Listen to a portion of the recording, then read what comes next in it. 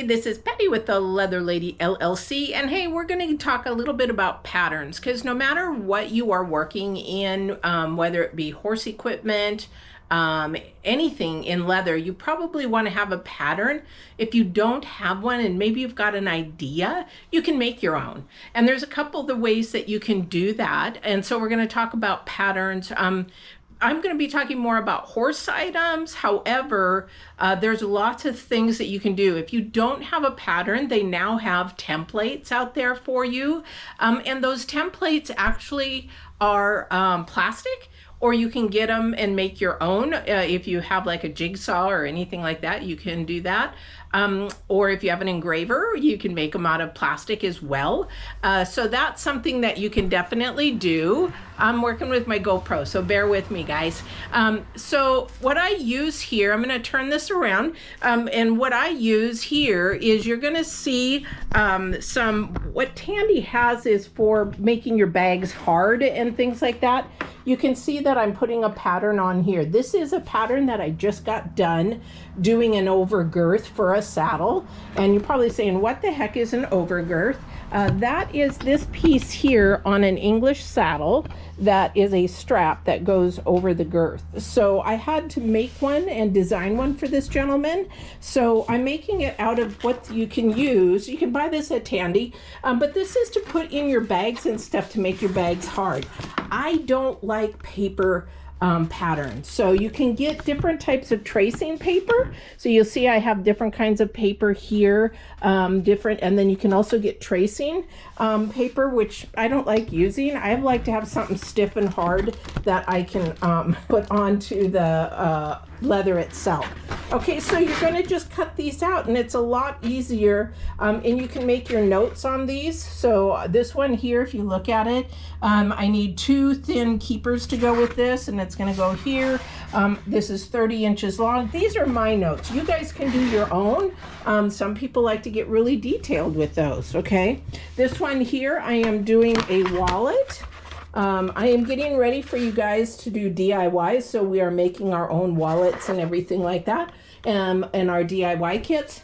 Now, what I do with these patterns is I put them in a container, and what I mean by that is I like to be organized because I have customers, and so if they have had me make something that is special for them, I want to keep the pattern because they may come back and ask for more, or maybe they want to have another one made somewhere else.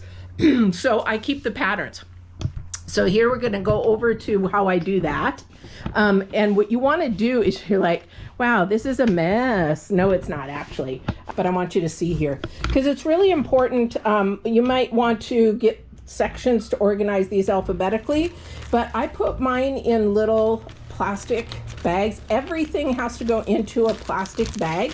The reason why I do this, and I have things for like horse blankets in here as well, girth to cinch covers. I have, you know, my, what do you call that? Holsters. I have pulling collar pads. These are things that I've developed, that these are mine, but also 2 patterns that I've used for guests over the time. Now, why do I put them in plastic bags? Good question. If I go ahead and say I make something like this tread pattern, and I had leftovers, I put it in there because when I go to pull that pattern again, maybe I don't have to waste time and waste extra product because there's a leather piece in there. So I don't have to waste time and product. Or maybe I already have a set and I don't have to make any. So that's why I put every single thing in a plastic bag, and they go from small to large, and that's how I do my patterns. But everything has to have a pattern in some order or not, especially if you're making it for money. You want to make sure that you're giving the customer the best that you can. So you want to make sure that your dimensions are right on, and that you put everything in perspective of what it is. And your points are really sharp and your edges are sharp and that kind of a thing. And all that is based how good your pattern is. You can do patterns any which way. I would love to know how you do your patterns. And also too, another last thing, most people don't have this, is getting a die press where you can actually make something. If you're going to do multiple things, say you're doing key rings or something like that, and you're going to do hundreds of them, having a die press where you can actually have a die made and just punch it out like they do with saddle parts and things like that. Yep, they don't do them all by hand. Only your actual saddle makers will do it by hand. They actually use die presses.